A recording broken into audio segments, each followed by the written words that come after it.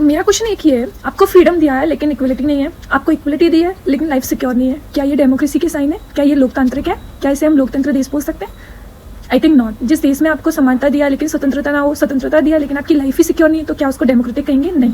तो यहाँ पे हम बात कर रहे हैं आर्टिकल 14, आर्टिकल 19 और आर्टिकल 21। ये तीनों आर्टिकल को जब एक साथ पढ़ते हैं तो इन्हें गोल्डन ट्रायंगल ऑफ कॉन्स्टिट्यूशन बोलते हैं। फॉर काइंड इन्फॉर्मेशन, ये तीनों आर्टिकल हमारे फंडामेंटल राइट है, जो तीनों ही अलग अलग चीज़ें बताते हैं। आर्टिकल 14 जहाँ हमें इक्वलिटी देता है, समानता देता है, इसका मतलब है कि हम सब जितने भी सिटीजन्स हैं हम हमारे कानून और लॉ के सामने सेम है। वहीं आर्टिकल 19 हमें फ्रीडम देता है, बोलने की स्वतंत्रता देता है, कुछ लिखने की, काम करने की, घूमने की, या हमें कोई प्रोफेशन चूज करना है उसकी स्वतंत्रता देता है। वहीं आर्टिकल 21 हमें लाइफ, हमारे राइट टू लाइफ देता है, पर्सनल लिबर्टी देता है, मतलब जीने का अधिकार देता है, बट ये नहीं बोलता जा सिमरन जा जिंदा तो जी ले अपनी जिंदगी। लाइफ जीने का अधिकार देता है बट डिग्निटी के साथ, एक मानवीय प्रतिष्ठा के साथ। तो सुप्रीम कोर्ट कहता है कि जब ये तीनों आर्टिकल एक साथ मिलते हैं तो एक कॉन्सेप्ट तैयार करते हैं जिसे गोल्डन ट्रायंगल ऑफ कॉन्स्टिट्यूशन कहते हैं, और इसे हमारा हार्ट ऑफ कॉन्स्टिट्यूशन भी कहते हैं। तो आर्टिकल 14, 19, 21 ये तीनों आर्टिकल जब एक साथ मिल जाते हैं, ये हर एक नागरिक, हर एक सिटीजन के पास होते हैं। इवन मेरे पास भी है, आपके पास भी है, हम जितने भी इंडियन सिटीजन है सबके पास है। तो इन्हें हार्ट ऑफ कॉन्स्टिट्यूशन कहते हैं, और ये तीनों का एक साथ होना ही इंपॉर्टेंट है। और आपको पता है बहुत सारे देश, सो कोल्ड देश जो अपने आप को डेमोक्रेटिक कहते हैं, लेकिन उन देश में उनके जो सिटीजन है ना तो उनको राइट टू स्पीच है, ना उनको फ्रीडम है, ना उनको